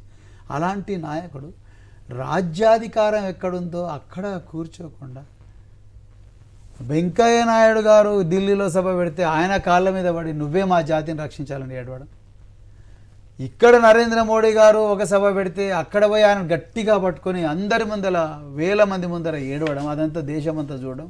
నరేంద్ర మోడీ ఆయన ఏదో పెద్ద మనిషి అయినట్టు దేశానికి మాదిగలకు క్షమాపణ చెప్పడం. ఏంది డ్రామా అసలు? ఇక్కడ లక్షల మంది ఎప్పుడెప్పుడు కాంశీరామ్, మరోవైపు మానేశ్వరి కాంశీరామ్ గారు, బెంజీ మాయావతి గారు అదే వర్గాల్లో పుట్టి మనం రాజ్యంలోకి వస్తే, అంటే భావసారూప్యత ఉన్న అన్ని పేద వర్గాలను కలుపుకొని పోయి మనం రాజ్యంలోకి వస్తే మన పనులు మనమే చేసుకోవచ్చు, మన సమస్యలు మనమే తీర్చుకోవచ్చు అని వాళ్ళు నిరూపిస్తే, ఈయన గారు పోయి అక్కడ నరేంద్ర మోడీతో చెట్టపట్టాలు వేసుకోవడం, బీజేపీకి కర్ణాటకలో పోయి ప్రచారం చేయడం, అదేవిధంగా వెంకయ్యనాయుడు గారి కాళ్ళు ముక్కడం బహిరంగంగా. రే మాదిగలారా మీరు బీజేపీకి ఓటేయండి, వాళ్ళు మనకు వర్గీకరణ చేస్తామంటే, గొర్రె ఎవరైతే కత్తి తీసుకొని కోస్తారో వాళ్ళను నమ్మినట్టుగా నాకు అనిపించింది. నిజంగా నరేంద్ర మోడీకి చిత్తశుద్ధి ఉంటే ఆయనకు సంపూర్ణ మెజారిటీ ఉంది. 2014 నుంచి 2023 వరకు పూర్ణ మెజారిటీతో ఉన్నాడు. ఆయన ఒక ఆర్డినరీ తీసుకొచ్చి చేయొచ్చుగా, వర్గీకరణ ఎందుకు చేస్తలేడు? ఫుల్ పవర్ ఉంది ఆయన దగ్గర, అన్ని ప్రభుత్వాలు తీర్మానాలు చేసి పంపించిన, ఎందుకు చేయట్లేదు నరేంద్ర మోడీ? రాజకీయం. మీరు అదే నినాదం అడ్డం పెట్టుకొని ఒకసారి బీజేపీ దగ్గర పోతారు, ఒకసారి కాంగ్రెస్ దగ్గర పోతారు. దానివల్ల కాదు, మనం మన కాళ్ళ మీద నిలబడి అందరం కలిసి మనం రాజకీయం చేద్దాం. మనం ఆ ముఖ్యమంత్రి పీఠంలో కూర్చుందాం, మనం మంత్రుల పీఠంలో కూర్చుందాం. ఎందుకు చేయరు అప్పుడు? ఎన్ని రోజులు ఇది మన శక్తి ఎందుకు గుర్తిస్తలే? మన ఓట్లు మనం ఎందుకు వేసుకోకూడదు? అక్కడే ఏనుగు గుర్తు కొట్టేమని బహుజన సమాజ్ పార్టీ. ఈ సమకాలీన రాజకీయ వ్యవస్థలో మీరు చెప్పినటువంటి మార్పు ఎప్పుడు సాధ్యమవుతుంది? ఎప్పటికీ సాధ్యం? ఎంత బాగా పనిచేస్తే అంత తొందరగా వస్తుంది. నేను టైం లైన్ ఇవ్వలేను. ఆ పని ఎందుకు జరగటం లేదు? నేను అది చేయడానికే నేను ఉద్యోగానికి రాజీనామా చేసి వచ్చాను. మీరు చేయడానికి ఒక్క- వచ్చాను. నా జీవితాన్ని వేస్ట్ చేసుకోలేదు. ప్రవీణ్ కుమార్ ఒక్కరితోటి ఇది సాధ్యమవుతుందా? ప్రవీణ్ కుమార్ 1,00,000 మంది ప్రవీణ్ కుమార్ని తయారు చేస్తున్నాడు. ఇప్పుడు 10 లక్షల మంది ప్రవీణ్ కుమార్లు తయారవుతున్నారు తెలంగాణలో. అవుతారు 10 లక్షల మంది. వాళ్ళందరూ ఇప్పుడు ఈసారి ప్రవీణ్ కుమార్ కోసం ఎలక్షన్స్ లో బరాబర్ స్ట్రాంగ్ చేస్తారు. కార్యకర్తలాగా పనిచేస్తున్నారు. బరాబర్ చేస్తారు. ఇస్మాయిల్ భాయ్ బరాబర్ చేస్తారు. ఏదైతే స్వెరోస్ అనేటువంటి ఒక సైన్యాన్ని ఆర్ఎస్ ప్రవీణ్ కుమార్ స్టార్ట్ చేసిండో ఆ సైన్యము ఆర్ఎస్ఎస్ లాగా ఒక స్ట్రాంగ్ కల్ట్ ఆర్ఎస్ఎస్ కోసం ఎట్లయితే ప్రవీణ్ కుమార్ కోసం పనిచేస్తుంది అనేటువంటిది చాలా మంది పొలిటీషియన్స్ భయంగా మాట్లాడుకుంటున్నటువంటి విషయం. కరెక్టేనా? భయం నిజమైతే బాగుంటుంది అనిపిస్తుంది. అంటే ఆ ఖచ్చితంగా భయం నిజం కావాలని ఒక కోరుకుంటున్నాను. స్ట్రాంగ్ బేస్ లాగా ఆ పనిచేస్తుంది. భయం నిజంగా ఎందుకు కాకూడదండి? తప్పకుండా అవుతుంది రాబోయే రోజులు. వీళ్ళు ఎన్ని అడ్డంకులు పెట్టినా, ఎన్ని అసత్య ప్రచారాలు చేసినా, ప్రవీణ్ కుమార్ హిందూ వ్యతిరేకాన్ని, ప్రవీణ్ కుమార్ ముస్లిం వ్యతిరేకాన్ని, ప్రవీణ్ కుమార్ బుద్ధిస్ట్ అని, ప్రవీణ్ కుమార్ అదను ఇదని ఎన్ని ప్రచారాలు చేసినా చరిత్ర గమనాన్ని ఎవరు ఆపలేరు. మీరు సిర్పూర్ కాగజ్ నగర్ నుంచి పోటీ చేయడానికి మీ ఆసక్తి ఏంటి? ఎందుకు అదే ఎంచుకున్నారు? 119 ఉన్నాయి. ఎంచుకోకూడదా? కారణం ఒకటి ఉండాలి కదా, దాని వెనుక ఏదో ఒక రీజన్ ఉంటుంది కదా, బలమైన కారణం ఉండాలి కార్నర్ కదా. గా ఉన్నటువంటి ఒక ఏరియాని సెలెక్ట్ చేసుకున్నారు. అవును, కార్నర్లో ఉన్నదాన్ని కూడా కార్నర్లో ఉన్నదాన్ని సెలెక్ట్ చేసుకోవాలి. ఎందుకంటే కార్నర్లో ఎప్పుడు చీకటి ఉంటుంది. సిర్పూర్ కార్నర్లో ఉండడం కాదు, దోపిడీ పాలనలో అణిచివేయబడ్డది, దోపిడీ చేయబడ్డది, దగాకు గురైంది సిర్పూర్. తెలంగాణలో ఇంకా భాగమైందని నేను అనుకోవట్లేదు సిర్పూర్. ఎందుకు చెప్తున్నా ఈ మాట అంటే, నేను ఆంధ్ర ప్రాంతం నుంచి వలస వచ్చి ఇక్కడికి, వలసలు తప్పని నేను అంటలేను. తెలంగాణలో పోయి ఆంధ్రలో బతకొచ్చు, ఆంధ్రలో వచ్చి తెలంగాణలో బతకొచ్చు, ఇద్దరు పోయి గుజరాత్లో బతకొచ్చు, తప్పు కాదు. కానీ ఆంధ్ర ప్రాంతం నుంచి వలస వచ్చిన కొంతమంది భూస్వాములు ఇక్కడి ప్రజల అమాయకత్వాన్ని ఆసరగా తీసుకొని ఘోరంగా వాళ్ళ భూములన్నీ కూడా ఆక్రమించి, అక్రమంగా నోటిఫైడ్ భూములు కూడా ఆక్రమించి వాళ్ళందరినీ తమ గుప్పిట్లో పెట్టుకొని ఇక్కడున్న సంపద అంతా దోచుకొని మళ్ళీ ఆంధ్ర ప్రాంతానికి పంపించేసారు. నేను అది ఏమంటున్నట్టే, తెలంగాణలో పుట్టిన సిర్పూర్ బిడ్డలకు వాళ్ళకెందుకు ఆ కాంట్రాక్ట్లు ఇవ్వకూడదు? వాళ్ళకెందుకు ఆ ఉద్యోగాలు ఇవ్వకూడదు? సిర్పూర్ పేపర్ మిల్ ఉంది. సిర్పూర్ పేపర్ మిల్లో ఇప్పుడు పనిచేసే వాళ్ళు ఎవరు? తెలంగాణ వాళ్ళు లేరు. 20 మంది 30 మంది ఉన్నారు. అక్కడ ఉన్న మేజర్ కాంట్రాక్ట్లను కూడా వల్లభనేని కన్స్ట్రక్షన్స్, లేకపోతే ఇంకేదో కన్స్ట్రక్షన్, రకరకాల ఆంధ్ర ప్రాంతానికి చెందిన కంపెనీలు చేస్తున్నాయి. మరి తెలంగాణ బిడ్డలు ఎప్పుడు పెట్టాలి కంపెనీలు? తెలంగాణ వాళ్ళు ఎప్పుడు లగ్జరీ కార్లలో తిరగాలి? తెలంగాణ వాళ్ళు ఎప్పుడు రేకుల షెడ్లు పోయి మిద్దెలు రావాలి, మిద్దెలు పోయి బంగ్లాలు రావాలి? వాళ్ళు ఇంకా ఒక్క ఊరికి కూడా రోడ్డు సక్కలేదండి, ఎక్కడ కూడా లేదు. మొత్తం కూడా దగాకు గురైంది. అడిగిన వాళ్ళందరి మీద పోలీస్ కేసులు, చివరికి ప్రవీణ్ కుమార్ మీద పోలీస్ కేసు. పోలీస్ స్టేషన్ ముందట ఒక ఐపీఎస్ ఆఫీసర్ ధర్నా కూడా చేసి ఎస్, అడిషనల్ డీజీగా 26 సంవత్సరాల సర్వీస్ అడిషనల్ డీజీగా రిటైర్ అయిన ప్రవీణ్ కుమార్ మీద కోనేరు కోనప్ప పెట్టిన కేసు ఏం తెలుసా? 25,000 రూపాయల దొంగతనాన్ని ప్రవీణ్ కుమార్ చేసిండు. ఏం జరిగింది సార్? 25,000 నిజంగానే మీరే డిసైడ్ చేయాలి. 2,63,000 రూపాయల జీతం తీసుకొని రిటైర్ అయిన ప్రవీణ్ కుమార్, పెన్షన్ తీసుకుంటున్న ప్రవీణ్ కుమార్ 25,000 రూపాయల దొంగతనాన్ని ఢిల్లీ స్కూల్ ఆఫ్ ఎకనామిక్స్లో పిహెచ్డి చేస్తున్న వాళ్ళ కొడుకుతోని ఇద్దరు కలిసి 10 మంది అనుచరులను తీసుకొని డెకాయిటీ చేసిండట, దారిదోపిడి చేసి ఆ వ్యక్తిని గొంతు నిలిపి చంపడానికి ప్రయత్నం చేశారని కేసు పెడితే చప్పనంగా 307 కింద. సార్ పోలీసింగ్ ఇంత దారుణంగా ఎందుకు తయారు సార్? ఒక ఐపీఎస్ ఆఫీసరే న్యాయం లేకుండాని ఒక పోలీస్ స్టేషన్ ముందు ధర్నా చేయాల్సిన పరిస్థితి. చాలా బాధ, నాకైతే చాలా బాధ అనిపించింది. నేను ఇండియాలో పోలీసుగా ఐపీఎస్ ఆఫీసర్గా ఇంతమందిని చూసిన తర్వాత ఆ కేసు కట్టినప్పుడు మీకు ఏమనిపించింది? చాలా బాధ అనిపించింది. ఎందుకంటే నేను ఎప్పుడు చేయలేదు ఆ పని. ఎప్పుడు కూడా నేను కాకినాడలో నా ట్రైనింగ్ మొదలుపెట్టినప్పటి నుంచి నేను రిటైర్ అయ్యే నాటికి, అంటే వాలంటరీగా రిటైర్మెంట్ తీసుకున్న నాటికి ఎప్పుడు కూడా నేను ఇట్లాంటి ఘోరమైన కేసులు పెట్టలేదు. అటువంటి రాజకీయపరమైన ఒత్తిళ్లు ఎప్పుడైనా ఎదుర్కొన్నారు మీ సర్వీసులో? లేదండి, లేదు. మీరు నేను అనేక చాలా మంది ముఖ్యమంత్రి అనేక గారు జిల్లాల్లో ఎస్పీలుగా చేశారు, డిఐజీ గారు చేశారు, అడిషనల్ లేదండి. అందుకొరకే నాకు ఇంత మంచి పేరు ఉందండి. అందుకొరకే మొండి వ్యక్తి. అంటే మీరు ఎవరి మాట వినరని మీకు ఎవరు చెప్పేవారు కాదా, లేకపోతే ఎప్పుడు అలాంటి ఎదుర్కాలేదు మీకు? నిజంగా మా అప్పుడు అంటే పోలీసింగ్ మా అప్పుడు ఇంత దిగజారలేదండి. నిజం, మా అప్పుడు ఎవరు కూడా ఇట్లా కేసులు పెట్టండి, వాళ్ళ మీద అక్రమ కేసు పెట్టండి, ఇది పెట్టండి, దారిదోపిడీ చేసిండ్రు, అది పెట్టండి, ఆయన జైల్లో పంపించండి, గంజాయి కేసు పెట్టండి, గంజాయి లేకపోతే గంజాయి ఎక్కడి నుంచి తీసుకొని మనం కార్లో పడేయండి. ఈ పరిస్థితి ఎప్పుడు లేదండి, ఇప్పుడే వచ్చిందండి. ఫేక్ అట్రాసిటీ కేసులు పెట్టండి. మా టైంలో ఎప్పుడు కూడా మేము ఇట్లా ప్రశ్నించలేదు. కానీ ఈరోజు అవన్నిటిని కూడా ఒక ఎమ్మెల్యే లెటర్ లేకపోతే ఎస్ఐకి పోస్టింగ్ దొరికే పరిస్థితి లేదు, ఒక మినిస్టర్ చెప్తే తప్ప ఎస్పీకి పోస్టింగ్ వచ్చే పరిస్థితి లేదు, కలెక్టర్ పరిస్థితి లేదు. ఎంఆర్ఓ పోస్టింగ్ ఎమ్మెల్యే లెటర్ పెట్టాల్సిందే, ఎమ్మెల్యే లెటర్కి ఎమ్మెల్యేకి సమర్పించుకోవాల్సిందే. లేకపోతే ఆ స్టేషన్లో కూర్చున్న తర్వాత ఎమ్మెల్యే ఎవరిని అరెస్ట్ చేయమంటే అరెస్ట్ చేయాలి, లేకపోతే లేదు. ఇదేం పోలీసింగ్ అండి? కదా సార్, ఐఏఎస్ చదువుకున్నటువంటి వాళ్ళు అంటే ఐఏఎస్ అయినటువంటి వాళ్ళు కూడా చాలా మంది పొలిటీషియన్స్ కాళ్ళు పట్టుకునేటువంటి కొన్ని ఇన్సిడెంట్లు అవును. ఏం చేస్తారు అంటే అది అయిపోయి దిగజారిపోయింది వ్యవస్థ. ఎందుకంటే నువ్వు యూనిఫామ్ వేసుకుంటావు, నువ్వు బుగ్గ కారులో తిరుగుతావు, నీ చుట్టూ అంగు ఆర్పాటు ఉంటుంది, వెనుక ఒక బిల్ల బంటవుతుంటాడు, రైట్? సో నీ చుట్టూ ఆఫీసర్లు ఉంటారు. నువ్వు ఒక ఎమ్మెల్యే ఇంటికి పోయి అన్నం తిన్నావు అనుకో, ఒక ప్రైవేట్ ఫంక్షన్లో పోయి ఆయనతో డ్యాన్స్ చేసినావు అనుకో, ప్రజలకు రాంగ్ సంకేతాలు పోతాయి. నేనేం చెప్పానంటే ఎమ్మెల్యే గారి కోనేరు కోనప్ప గారి ప్రైవేటు ప్రాపర్టీ దగ్గరికి పోయి ఒక ఫారెస్ట్ రేంజ్ ఆఫీసర్ అనిత అనే ఒక అమ్మాయిని ఘోరంగా ఆ ఎమ్మెల్యే తమ్ముడు ఘోరంగా హత్యాయత్నం చేస్తాడు. డాక్టర్ అది ఆయన హత్యాయత్నం చేస్తే 15 రోజులు 20 రోజులు జైలు ఉంటాడు. ఆయనకు పోయిన సన్మానం చేస్తాడు ఎస్పీ గారు యూనిఫామ్ వేసుకొని, ఎస్పీ డిఎస్పీ. ప్రజలు ఏమని చూస్తారు మిమ్మల్ని ఎట్లా నమ్మాలి మీరు ఎన్నికలు పారదర్శకంగా నిర్వహిస్తారని? ఎందుకని సివిల్ సర్వెంట్స్లో ఇలాంటి మార్పు వచ్చేసింది ఒకసారిగా? ఎందుకంటే వాళ్ళు ఏదో ఒక ఉద్యోగము లేదంటే వాళ్ళకి ఏదో ఒక ప్రమోషన్ లేకపోతే వాళ్ళు ఫోకల్ పోస్టింగ్ అని ఏదో ఎందుకని ఫోకల్ పోస్టింగ్, ఆ ఫోకల్ పోస్టింగ్ అనేది అక్కడిని దెబ్బ వస్తుంది. Focal posting, that's a very good question. Focal posting అంటే నేను ప్రతిసారి యూనిఫామ్ వేసుకొని జిల్లా ఎస్పీగా ఉండాలి, ప్రతిసారికి జిల్లా కలెక్టర్గా ఉండాలి, ప్రతిసారి నేను ముఖ్యమంత్రి కార్యాలయంలోనే పనిచేయాలి, ప్రతిసారి నేను స్పెషల్ చీఫ్ సెక్రటరీ ఫైనాన్స్ ఉండాలి, ప్రతిసారి అడిషనల్ డీజీ లాండర్ ఉండాలి, ప్రతిసారి నేను నగర పోలీస్ కమిషనర్ ఉండాలనే భావన ఉంది చూసారా? అది ఉన్నంతకాలం రాజకీయ నాయకులు వీళ్ళు ఫుట్బాల్ ఆడతారు. ఒక ఐఏఎస్ ఆఫీసర్ అని పేరు చెప్పాను కానీ ఆయన బిడ్డ పెళ్ళికి ఏ కాంట్రాక్టర్తోనైతే ఫైల్ క్లియర్ చేయాలి, ఆయన కాంట్రాక్టర్తోనే మొత్తం ఫలక్నమా ప్యాలెస్లో మొత్తం కూడా పార్టీలు అరేంజ్ చేస్తే ఇంకా ఆయనకేం ఇంటిగ్రిటీ ఉంటుందండి? 10,000 per plate కట్టారంట బిల్లు బెనామీ పేర్లని. ఒకప్పుడు మావోయిస్టు నక్సలైట్లు చాలా ప్రభావితమైనటువంటి ప్రాంతంలో ఒక పోలీస్ ఆఫీసర్ అక్కడ ఎన్నికలకు వెళ్ళిండు. ప్రజల్ని చూసినప్పుడు ఏమనిపించింది sir? In the sense receiving కావచ్చు, లేకుంటే మీరు నేను మా రిపోర్టర్ అంజయ్తో మాట్లాడుతున్నప్పుడు 10 కిలోమీటర్లు 12 కిలోమీటర్లు కూడా నడిచి క్యాంపెయిన్ చేస్తున్నట్టు మీరు అక్కడికి. అట్లాంటి ఏంటి అంటే అక్కడికి వెళ్ళిన తర్వాత మీకు ఉన్నటువంటిది పైగా ఇంకో దీనికి ఒక అడిషనల్గా అది నంబర్ 1 కాన్స్టిట్యున్సీ పేరు అంటే అక్కడ నుంచే కాన్స్టిట్యున్సీ స్టార్ట్ అయితే డెవలప్మెంట్ సంబంధించి ఎటువంటి సినారియో ఉంది అక్కడ? డెవలప్మెంట్ 000, డెవలప్మెంట్లో 000, నెంబర్లో మాత్రం నెంబర్ 1 ఉంది.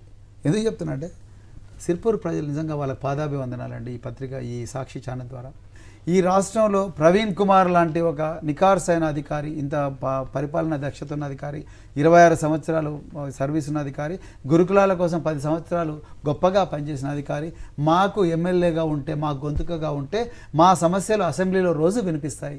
మా పిల్లలు ప్రపంచంలో ఆయన ఏ విధంగా అయితే ప్రపంచ రికార్డులు సృష్టించిండో ఆ విధంగా సిర్పూర్ బిడ్డలందరూ కూడా ప్రపంచంలో రకరకాల దేశాలకు పోయే అవకాశం ఉంటుంది. మా జీవితాలు బాగుపడతాయి, మా పొడి భూములకు పట్టాలు వస్తాయి, మా కులాలకు గుర్తింపు వస్తుంది, మా మతాలకు గుర్తింపు వస్తుంది, మా వర్గాలకు గుర్తింపు వస్తుంది, గిరిజనుల బాధలు పోతాయి, మా ఊర్లకు రోడ్లు వస్తాయి, మా వాగుల మీద వంతెనలు వస్తాయని ఆ ప్రజలందరూ అనుకున్నారు. కాబట్టి నన్ను వాళ్ళ ప్రతినిధిగా ఎంచుకున్నారు, పార్టీలకు అతీతంగా. బౌద్ధిస్టులు దళితులు ఎక్కువ ఉన్నారు కాబట్టి మీరు దాన్ని కాన్సన్ట్రేట్ చేసిన అనేటువంటి చర్చ ఉంది. తప్పు అందుకోసం ఉన్నారా పోనీ అక్కడ ఆ నియోజకవర్గం వాళ్ళే ఎక్కువగా ఏం లేరు, బుద్ధిస్టులు ఉన్నారు, దళితులు అన్ని నియోజకవర్గాలు ఎట్లున్నారు అక్కడ కూడా అంతే ఉన్నారు. నేను అట్లా చూడలేదు, దాన్ని ఆ కోణంలో చూడలేదు. అది అన్నిటికన్నా అభివృద్ధికి దూరంలో ఉన్నది. రెండవది అది వలస పాలనలో బద్దీగా ఉన్నది. ఊరికి 100 మంది అడ్డా కూలీలు దొరుకుతారు, ఊరికి 100 మంది రైతు కూలీలు దొరుకుతారు, కానీ ఒక్క ప్రభుత్వ ఉద్యోగుడు దొరకడు. నాకైతే సర్ప్రైజింగ్ అనిపించింది. 3 లక్షల మంది ఓటర్లు ఉన్నారు, ఒక్కరు కూడా ప్రభుత్వ ఉద్యోగులు కనిపించరు. ఎట్లా మరి? పైగా మీరు అక్కడ కొత్తగా తెలంగాణ వాదం ఒకటి తీసుకొస్తలేదు సార్. తెలంగాణ వచ్చేసింది, ఇంకా తెలంగాణ అనేటువంటి సెంటిమెంట్ గురించి ఎక్కువ మాట్లాడుతున్నారు అక్కడ. తెలంగాణ పిల్లలకు అన్యాయం జరిగింది అక్కడ. తెలంగాణ వాదం నేను తీసుకోవడం కాదు, ఆ ప్రజలు తెలంగాణ వాదంతో ముడిపడి ఉన్నారు. ఎప్పుడు మమ్మల్ని విముక్తి చేసి తెలంగాణ కలుపుతారని వాళ్ళు పీల్చుకపోతే నేను వచ్చినండి, నేను తీసుకొచ్చింది కాదు. తెలంగాణలో వాళ్ళు లేరు, తెలంగాణలో ఉంటే కదా ఉంటే ఏంటండి ఎటువంటి అది ఉంది లేదు. వాళ్ళంతా కూడా ఈరోజు వాళ్ళకి రావాల్సిన అవకాశాలన్నీ కూడా ఆంధ్ర ప్రాంతం నుంచి వచ్చిన పెత్తందారులు, నేను ప్రజలు అంటలేను, పెత్తందారులు కొంతమంది కొన్ని కుటుంబాలు వచ్చి కబ్జా చేసినాయి అక్కడంతా కూడా. కోనేరు కోనప్ప ఎవరైతే ఉన్నారో ఆయన కమ్యూనిటీ గురించి మాట్లాడుతున్నారు సార్ మీరు? నేను కమ్యూనిటీ గురించి మాట్లాడుతున్నాను. నువ్వు ఒక ప్రాంతం నుంచి వలస వచ్చినావు, వచ్చిన తర్వాత ఈ ప్రాంతంలో సెటిల్ అయినావు, పర్ఫెక్ట్. కానీ ఈ ప్రాంతంలో సెటిల్ అయిన తర్వాత ఈ ప్రాంతంలో ఒకటిగా కావాలి అంతే తప్ప నువ్వు ఈ ప్రాంతంలో ఉండి నువ్వు ఏ ప్రాంతం నుంచి వచ్చినావో ఇక్కడున్న అవకాశాలని ఆ ప్రాంతం నుంచి అందరినీ ఏరేరి తీసుకొచ్చి ఇక్కడ వాళ్ళకు ఇక్కడ వచ్చి వాళ్ళందరికీ అవకాశాలు ఇచ్చి ఇక్కడ నిన్ను ఎవరైతే హక్కును చేర్చుకున్నారో ఆ ప్రజల నోట్ల మట్టి కొట్టడం ఏదైతే చూసినరా, ఆ ప్రజలను అక్రమంగా కేసులు పెట్టి బంధించడం ఏదైతే చూసినరా, భయపెట్టించడం ఏదైతే చూసినరా, గుండాలను ప్రోత్సహించడం చూసినరా, అది తప్పంటాను. దానికి వ్యతిరేకంగా మా పోరాటం. ఆర్ఎస్ ప్రవీణ్ కుమార్ రోజు ఒక లీడర్ని కొంటున్నాడు, సిరిపూర్లో లీడర్లందరినీ కూడా డబ్బులు ఇచ్చి కొంటున్నాడు అనేటువంటిది మీ మీద వస్తున్నటువంటి ఆరోపణ. అంత డబ్బు ఎక్కడికి వచ్చేసింది? ఆర్ఎస్ ప్రవీణ్ కుమార్ ఎవరిని కొనట్లేదు. ప్రజలు స్వచ్ఛందంగా వస్తున్నారు. కొనేదానికి దగ్గర డబ్బులు లేవు. అన్ని డబ్బులు నేను ఎప్పుడు కూడా చేసుకోలేదు. జీతం మీద బతికినని, జీతంతో ఇప్పుడు కూడా పెన్షన్ మీద బతుకుతున్నాను. నా దగ్గర డబ్బులు లేవు. ప్రజలు వాళ్ళ కష్టార్జితాన్ని నా వాహనాల్లో డీజిల్గా పోస్తున్నారు, నా మోటార్ సైకిల్లో పెట్రోల్గా పోస్తున్నారు. వాళ్ళు ఇస్తే నేను పని చేస్తున్నాను అంతే తప్ప నా దగ్గర ఎక్కడ. ఎందుకని అంత ఘాటు ఆరోపణ చేశాడు మరి ఆయన? ఎవరు? ఎమ్మెల్యే కోనేరు కోనప్ప గారు ఓడిపోవడతో అన్న భయంతో మతి భ్రమించి చాలా ఆరోపణలు చేస్తున్నారు. చాలా అంటే చాలా ఆరోపణలు చేస్తున్నారు. కానీ వాటిని పట్టించుకునే పరిస్థితి లేరు. ఆయనకి ఈసారి డిపాజిట్లు కూడా రావు. భాస్కర్ గారు ప్రజలు ఫిక్స్ అయిపోయినరు. కోనేరు కోనప్ప కానీ, బీజేపీ కార్యకర్త, బీజేపీ అభ్యర్థి పాల్వాయి హరీష్ బాబు గారు కానీ వీళ్ళందరూ కూడా వీళ్ళ ఆస్తులు పెంచుకోవడం కోసమే రాజకీయంలోకి వచ్చింది తప్ప ప్రజల ఆస్తులు పెంచడం కోసం కాదు అనేది క్లారిటీ ఉంది. హెలికాప్టర్ కూడా పెట్టినట్టున్నారు సార్, మీకు డబ్బులు ఎక్కడికి వచ్చినాయని అడుగుతారు. హెలికాప్టర్ మా హెలికాప్టర్ అద్దె ఇచ్చిందంతా కూడా అమాలీలు, పారిశుద్ధ కార్మికులు, రైతు కూలీలు, నిరుద్యోగ బిడ్డలు, వాళ్ళ తల్లిదండ్రులు, విద్యార్థుల తల్లిదండ్రులు, చిరుద్యోగులు వాళ్ళే మా హెలికాప్టర్కు డబ్బులంతా ఇచ్చి పెన్షనర్లు ఇచ్చి పంపించారు. వాటితోనే మేము తిరిగాం, సుడిగాలి పర్యటన చేసినాం రాష్ట్రంలో. కరీంనగర్లో ఎస్పీ దొరగా పనిచేసినటువంటి, అంటే పోలీసులలో ఎస్పీ దొర అని అంటారు, ఆ టైంలో ఎస్పీ దొరగా పనిచేసినటువంటి ప్రవీణ్ కుమార్ చాలామంది దళిత బిడ్డల్ని, ఆదివాసీ బిడ్డల్ని ఎన్కౌంటర్ చేసిండు అనేటువంటి ఒక ఆరోపణ మీ మీద ఉంది సార్. చెప్పండి. కేసీఆర్ హయాంలో దాదాపుగా 100 మంది ఎదురుకాల్పుల్లో చనిపోయినారు. మరి ఎందుకు కేసీఆర్ని ఎన్కౌంటర్లో కేసీఆర్ ఎందుకు అనలేదు, ప్రవీణ్ కుమార్ని ఎందుకు అంటున్నారు? తెలంగాణ వచ్చిన తర్వాత ఎన్కౌంటర్లు చాలా జరగలేదు సార్. ఎందుకు జరగలేదండి? కేసీఆర్ దగ్గరుండి చేయించండు చాలా. నేను ఏమంటున్నా అంటే ముఖ్యమంత్రి మీద ఎందుకు పెడతలేరండి? ముఖ్యమంత్రి ఎన్కౌంటర్లు చేయించాడన్న మీ అభియోగం? ముఖ్యమంత్రి తెలియకుండా జరుగుతానండి. ముఖ్యమంత్రి తెలియకుండా జరిగిన ఆయన ఓన్ చేసుకోవాలిగా. మరి ఆయన ఎందుకు కాపాడుతున్నాడు? ఇగో ఇదంతా ఏంటంటే ఇవన్నీ ఒక వ్యక్తి మీద కావాలని దుమారం లేపడం తప్ప ఇంకోటి లేదు. ప్రవీణ్ కుమార్ అంటే ఎన్కౌంటర్లు నేను చేసిన మంచి పనులు ఎవరు చెప్పారు. నేను ఎంతమందిని ప్రాణాలతో కాపాడిననే చెప్పారు. ముఖ్యమంత్రి కేసీఆర్ మీద మాత్రం అబ్బా పెద్ద కొడుకు పెన్షన్లు ఇస్తున్నాడని చెప్తారు. మా దగ్గరికి వచ్చే వరకు వీడు ఇట్లా చేసిండు అంటారు. ఇంకో క్వశ్చన్ సార్, సిర్పూర్ ప్రజలు చాలా అమాయకులు అని చెప్తున్నారు. రేపు మీరు అక్కడ నుంచి ఎమ్మెల్యేగా గెలిస్తే వాళ్ళకి ఏమీ న్యాయం జరగకపోయినా, మీరేం చేయకపోయినా ఒక ఐపీఎస్ ఆఫీసర్ని, మాజీ ఐపీఎస్ ఆఫీసర్ని వచ్చి అడిగేంత ధైర్యం ఉంటుంది అక్కడ ప్రజలకు? 100% ఉంటుంది. వాళ్ళు మా బెడ్రూమ్లోకి వస్తున్నారు. నేను నా బెడ్రూమ్లో కూడా యాక్సెస్ ఇచ్చాను వాళ్ళకు. నా బెడ్రూమ్లకు కూడా దయచేసి రండి. నా ఇల్లు కాదు, నేను అక్కడ ఇల్లు కొనుక్కున్నాను. ఇప్పుడు కాదు సార్, ఎమ్మెల్యే అయిన తర్వాత కూడా అంటున్నాను నేను. డిసెంబర్ 3 తర్వాత. ఒకవేళ మీరు చెప్పినటువంటి పనులు చేయకపోతే వాళ్ళకి ఏం చెప్పారు? మీరు ఏం హామీ ఇచ్చారు? నేను నన్ను ఏ శిక్ష విధించినా నేను మళ్ళీ ఒకసారి రానని చెప్పాను. రెండవది, మీరు నాకు ఏ శిక్ష విధించినా నేను దానికి సిద్ధమే అని చెప్పాను. నన్ను కట్టేసి నది వాగులో వేసేయండి అని కూడా చెప్పాను. కాళ్ళకు నాకు ఈత వచ్చు, కానీ నా కాళ్ళకు బండలు కట్టి ఆ పెద్ద వాగు బ్రిడ్జ్ మీద దొబ్బండి అని చెప్పాను. అంటే మీరు గెలిస్తే 1 సీటు కానీ 2 సీట్లు కానీ గెలిచే అవకాశం ఉంది అనేటువంటిది డబుల్ డిజిట్ అంటున్నాను. మీరు డబుల్ డిజిట్ అనుకుంటున్నారు, పోనీ అనుకోవచ్చు. కానీ ప్రభుత్వాలు అధికారంలో ఉండేటువంటి ప్రభుత్వాలు 70-80 సీట్లతోటి వచ్చేటువంటి ప్రభుత్వాలు ఒక ప్రతిపక్ష పార్టీ ఎమ్మెల్యేనో లేకపోతే ఒక ఎమ్మెల్యేకో ఎటువంటి సహాయం అందిస్తాయని మీరు ఆశిస్తున్నారు? ఒకవేళ ఎమ్మెల్యేగా మీకు ఎటువంటి ప్రభుత్వం నుంచి సహాయ నిరాకరణ ఉంటే మీ పరిస్థితి ఏంటి? చాలా మంచి ప్రశ్న. ఎవరు అడగలేదు ఈ ప్రశ్న, మీరే అడిగారు. అసలు ప్రభుత్వం సహాయ నిరాకరించడం అనేది ఉండదండి. ఎమ్మెల్యే అంటే ఒక 3 లక్షల మంది ఓటర్లకు ప్రతినిధి, ఆ ప్రాంతానికి ప్రతినిధి. రాజ్యాంగం ఇచ్చిన హక్కు. ప్రభుత్వ ఫలాలన్నీ కూడా ఆ నియోజకవర్గానికి తీసుకొచ్చే విధంగా ఎమ్మెల్యే పనిచేస్తాడు. సో ఎమ్మెల్యే పనిచేయాలి. ఆ ఎమ్మెల్యే ప్రభుత్వంలో ఇంకోరు కాబట్టి అపోజిషన్ ఎమ్మెల్యే, చాలామంది అపోజిషన్ ఎమ్మెల్యేలు ఇలా ఏమంటారు కూర్చున్నారు, అచేతనంగా కూర్చున్నారు. ప్రభుత్వం మాకు సహకరించలేదని చెప్పండి. వాళ్ళ చేతగానితనం అది, వాళ్ళ చేతగానితనము. మీరు ఏ పార్టీకి చెందిన ప్రజల కోసం పనిచేయాలనుకుంటే ఎమ్మెల్యేకు సర్వాధికారాలు ఉన్నాయి. MLA is above chief secretary in protocol because is a public representative. He's been elected by the people. రాజ్యాంగం చెప్పారు, రాజ్యాంగాన్ని వాడుకోకపోతే నీ చేతగానితనం వైద్యులకు ఇంకోరు వస్తారు. ఆపోజిషన్లో ఉంటే పని చేయకూడదు, ఎక్కడ ఉందా? ప్రవీణ్ కుమార్ ఆ విధంగా పనిచేస్తారు, బరాబర్ పనిచేస్తాడండి. ఆ మొండితనంతోనే వచ్చిన నేను. ప్రభుత్వంలో ఉన్నా లేకపోయినా అపోజిషన్ లీడర్గా అయినా కూడా నా బాధ్యత నిర్వహిస్తా. నా నియోజకవర్గ ప్రజలకు తప్పనిసరిగా ప్రతి ఇంటికి కూడా న్యాయం జరిగే విధంగా చూస్తా. వాళ్ళ సమస్యలు ఏవైతే ఆ సమస్యల మీద గలం విప్పుతానండి నేను.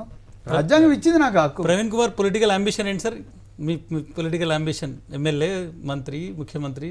ప్రవీణ్ కుమార్ పొలిటికల్ అంబిషన్ పేద ప్రజలను పాలకులుగా మార్చడం, బహుజనులను పాలకులుగా మార్చడం, అధికారంలో వాళ్ళకి భాగస్వామ్యం ఇవ్వడం. నేనేదో ముఖ్యమంత్రి కావాలనో లేకపోతే మంత్రి కావాలనో ఒక గ్రాండ్ అంబిషన్తో రాలేదు. నాకు అవన్నీ ఆ పవర్ అంతా చూసిన 26 సంవత్సరాలు, నాకు మీద ఎక్స్ట్రా పవర్ ఏం అవసరం లేదు. పేద ప్రజలకు అధికారం రుచి చూపించాలి. ఎన్ని రోజులండి వాళ్ళు ఊరికే లబ్ధిదారు. నాకైతే ఆ యాస్టకు వచ్చింది అది. ఒక హోప్ ఉండాలి, ఒక కళ ఉండాలి, ఒక టార్గెట్ ఉండాలి, స్పష్టమైన వ్యూహం ఉండాలి, ఎత్తుగడ ఉండాలి, దానికి పనిచేసే అంకిత భావం ఉండాలి, మొండితనం ఉండాలి, మడమ తిప్పని తత్వం ఉండాలి, అమ్ముడు బోని తత్వం ఉండాలి, రాజీ పడకూడదు కొన్ని విషయాల్లో. సో తప్పకుండా అవుతుందండి. డబ్బులు లేకపోయినా వస్తాయి, ఎందుకు రాదు? మార్పు రావాలంటే ఒక మొండితనం ఉండాలి, Yes, అంకిత భావం absolutely, ఉండాలి, మొండితనం ఉండాలి. అకుంఠిత దీక్ష ఉండాలి, పట్టుదల ఉండాలి, కార్యదక్షత ఉండాలి, అన్నీ ఉండాలంటున్నారు. All the very best. Thank you very much Eshwar గారు, ఇస్మాయిల్ గారు, భాస్కర్ గారు. Thank you very thank much. You so much sir. ఇది వాళ్ళ బిగ్ క్వశ్చన్. చర్చలో పాల్గొన్నందుకు థ్యాంక్ యూ సో మచ్ గారు, అలాగే నేమాని భాస్కర్ గారు thank you so much sir. Ismail గారు thank you so much sir. Thank you. Yes, big question లో జాయిన్ అయిన ఈరోజు ఆర్ఎస్ ప్రవీణ్ కుమార్ గారి బర్త్డే కూడా ఈరోజు అదే స్పెషల్. రైట్, మనం ఇప్పుడు స్టూడియోలో కేక్ కట్ చేయబోతున్నాం. వారికి బర్త్డే విషెస్ కూడా ఇక్కడే చెప్పబోతున్నాం, సాక్షి టీవీ నుంచి అలాగే సాక్షి ప్రేక్షకుల నుంచి. Surprise gift.